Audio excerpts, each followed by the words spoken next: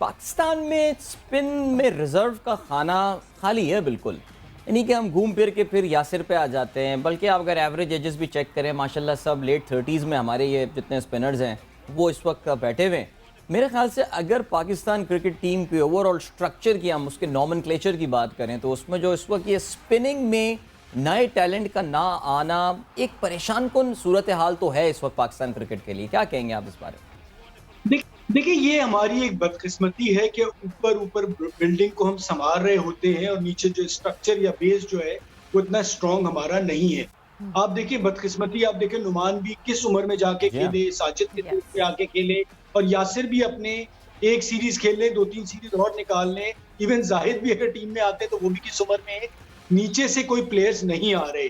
उसकी वजह ये है कि वो जो फर्स्ट क्लास क्रिकेट है उसमें आपके स्पिनर्स आ नहीं रहे और वो बच्चे जो भी आजकल खेल रहे हैं वो T20 क्रिकेट बहुत खेल रहे हैं। और वजह यही है कि उसकी वजह से वो जो आपको टेस्ट क्रिकेट में स्पिनर्स चाहिए होते हैं वो चीज आ नहीं पा रही है क्योंकि आप खेल ही नहीं रहे। और कैंप और बहुत सारा कुछ हुआ, लेकिन आखिर में फिर वही आता है कि यही प्लेयर जो पिछले 5-10 साल से खेल रहे हैं यही दोबारा टीम में आते हैं तो कोई ऐसा लड़का नहीं आता कि जो आके इन्हें रिप्लेस कर सके। बातें तो हम बहुत बड़ी बड़ी होती हैं वीडियोस में और जो भी हमारे कंसल्टेंट हैं जो क्रिकेट बोर्ड के साथ काम कर रहे हैं कि जी ये प्लेयर मिल जाएगा, वो प्लेयर मिल जाएगा, लेकिन वो T20 तक ही महदूद रहते हैं। जो टेस्ट क्रिकेट है उसमें हमें स्पिनर उस तरह से मिल नहीं पा रहे, ये एक सच्चाई है। बिल्कुल। और जब हम बात करते हैं कि जो प्लेयर्स T20 में परफॉर्मेंसेस देते हैं वही हम टेस्ट में ले आते हैं, क्योंकि हमें शायद लगता है कि वो T20 में इतने अच्छे निक में हैं तो हम टेस्ट में भी इस्तेमाल कर लें। Specially if I talk about our fast bowlers, तो हारिस बिल्कुल फर्स्ट हमारे लिए रहे, टेस्ट में हिस्सा रहे, मगर एक जो डिबेट मुसलसल चल रही है वो हारिस रऊफ वर्सेस मीर हमज़ा। बिकॉज मीर हमज़ा का अगर मैं अभी भी दिस सीजन में मैं डोमेस्टिक उठा के देखती हूँ, ही इज़ बीन ब्रिलियंट। और not just this time around, मुसलसल मीर हमज़ा जो है वो किए जा रहे हैं डोमेस्टिक में। तो आपको लगता है कि क्योंकि शुरू में हमने एक दफ़ा ये बात मैनेजमेंट से ही सुनी थी कि हारिस अभी लॉन्गर फॉर्मेट के लिए तैयार नहीं, बट इवेंचुअली फिर हारिस हमें टेस्ट फॉर्मेट में दिखना शुरू हो गए। So what's your take on that? देखिए प्रॉब्लम हमारी ये सवेरा कि हम ना स्पीड गन लेके खड़े हो गए। हमारा ये होता है कि आप स्पीड गन में आए, इतनी तेज कर दें और पाकिस्तान की कैप लें और पाकिस्तान से खेल लें। फॉर्मेट या में आप अगर परफॉर्म कितना ही फर्स्ट क्लास क्रिकेट में कर जाएं तो वो आप उसमें जब तक फिर फर्स्ट क्लास क्रिकेट में करें और फिर आके PSL में बहुत सारे लोगों को नजर आए और इम्प्रेस करें, तब जाके आपको टेस्ट कैप मिलेगी। और अगर आप डोमेस्टिक क्रिकेट में परफॉर्म ना भी करें और आप एक अच्छी स्पीड के साथ PSL में खेल जाए तो आपको सब कुछ मिल जाता है।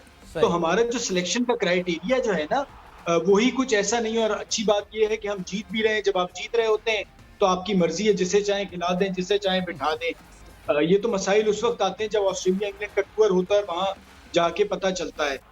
और सिस्टम के तहत तो सिलेक्शन होती नहीं है। सिलेक्शन तो ज्यादातर एक अंडर प्रेशर सोशल मीडिया के कह लें आप या T20 क्रिकेट पे ही सारा कुछ होता है और किसी प्लेयर का भी एक माहौल बनाया जाता है और वो उसके बाद वो टीम में आते हैं, टेस्ट कैप लेते हैं, चले जाते हैं। हारे सभी खेले, बहुत अच्छा पोटेंशियल है, बहुत ज्यादा टैलेंट है, लेकिन आप ये सोचें कि आपने एक विकेट कीपर को एक मिडिल ऑर्डर बैट्समैन के तौर पे खिलाया। इसका मतलब कहने का ये था कि मिडिल ऑर्डर बैट्समैन आपके आने बंद हो गए तो आपको 2-2 कीपर खिलाना पड़ रहे हैं मिडिल ऑर्डर में। तो ये सब कुछ हम कर रहे होते हैं ना, तो हम अपने सिस्टम को तो खुद ही तोड़ रहे होते हैं। जीत जाते हैं तो इसकी बातें नहीं होती। फवाद साहब, लेकिन स्पीड गन की अगर आप बात कर रहे हैं तो हसन अली तो स्पीड गन में भी आजकल जो है ना वो कोई ज़्यादा इधर जो है ना कोई इस तरह कारकर्दगी नहीं दिखा पा रहे। पिछला पूरा साल से बहुत ही इनडिफरेंट का वर्ड कहना तो मेरे ख्याल से आई थिंक अब गलत बात होगी। It's not even indifferent performance, it's poor performance. I mean वो हमने उनको स्ट्रगल करते हुए देखा, it's showing in his body language. अभी रिसेंटली वेस्ट इंडीज़ वाली सीरीज़ में भी हमने ये देखा कि not even close to what he used to be, उसके बावजूद जगह रिटेन करने में कामयाब हो जाते हैं। और जैसे कि सवेरा ने मीर हमज़ा की एग्जांपल दी, सो हसन की इंक्लूजन से कोई हैरत हुई या यू वर लाइक कि नहीं भाई ये इस वक्त जो टीम के अरबाब इख्तियार हैं उनका बड़ा फेवरेट प्लेयर है तो ये तो कहीं नहीं जाता?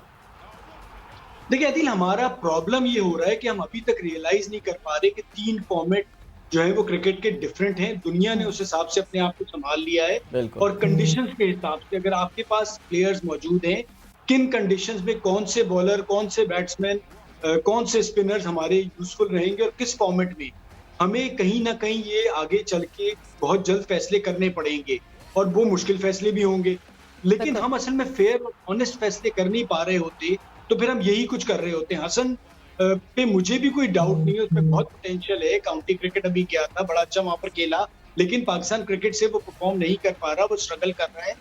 तो हमें देखना है कि हमें उसे कहाँ खिलाना है, कहाँ बिठाना है, क्या कराना है।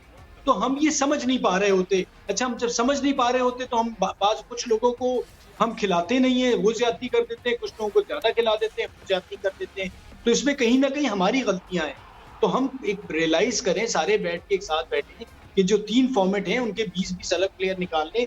2-4 प्लेयर ही ऐसे निकलेंगे कि वो जो तीनों फॉर्मेट में फिट होते हैं।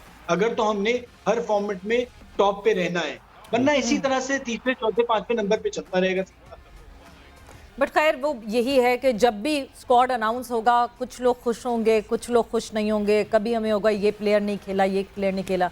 बट फवाद साहब, एक चीज़ मैं बहुत रेगुलरली जिस पे बात करती हूँ कि हमारे यहाँ एक बहुत बड़ा जो इशू है वो रोटेशन पॉलिसी का इशू है कि कब किस प्लेयर को रेस्ट कराना है और कब आपने अपनी बेंच साथ साथ तैयार करनी है। ऑब्वियसली अभी तो इस वक्त हम श्रीलंका जा रहे हैं। This would be the last test series जो कि हमारी इस वर्ल्ड टेस्ट चैम्पियनशिप की साइकिल में होगी। And if I am not wrong, हम अभी 5th रैंक्ड हैं, तो हम चाहेंगे कि हम इससे बेहतर ही रहें और इससे कम हमारी पोजीशन ना हो। बट अगर अब ये सारी चीज़ें साइड पे रख के और ये बात करूं कि क्या एक स्ट्रॉन्ग 11 आपको लगता है कि हम इस पूरे स्क्वाड से बना के निकाल सकते हैं, लाइक एवरी बॉक्स टिक होंगे? देखिए, टीम ऐसी है कि इनमें से 11 तो आप अच्छे निकाल सकते हैं, लेकिन जो आप बात कर रही हैं रोटेशन पॉलिसी के हवाले से, हमारी कोई रिटन रोटेशन पॉलिसी नहीं है जो बहुत जरूरी होती है कि जिसके बेसिस पे हर बंदे को पता हो। क्योंकि रोटेशन पॉलिसी पे माजी में ऐसा हुआ है कि कुछ लोग बेचारे गए हैं और दोबारा वो सफेद पाकिस्तान की किटी नहीं पहन पाए। तो उसमें हमें थोड़ा सा ऑनेस्ट होना पड़ेगा और उसको राइटिंग में लाना होगा कि क्या क्राइटेरिया होगा, किस वजह से आपको रेस्ट कराया जाएगा और किस वजह से आप वापस आ सकेंगे। और टीम अच्छी है, एक आध प्लेयर तो ऊपर नीचे हो जाता है, लेकिन ओवरऑल टीम ठीक लग रही है। हाँ बिल्कुल, और इसमें कुछ लोगों की बड़ी तसल्ली होगी सरफराज का नाम एक बार फिर से देख के। नेचुरली सरफराज, जिस तरह हम शान की बात कर रहे हैं फवाद साहब, वो भी Sarfaraz might not be able to make it to the playing 11, लेकिन बहरहाल फिर भी इज देयर। सो सरफराज की इंक्लूजन एज अ बैकअप ही, उनका यही रोल है इस वक्त।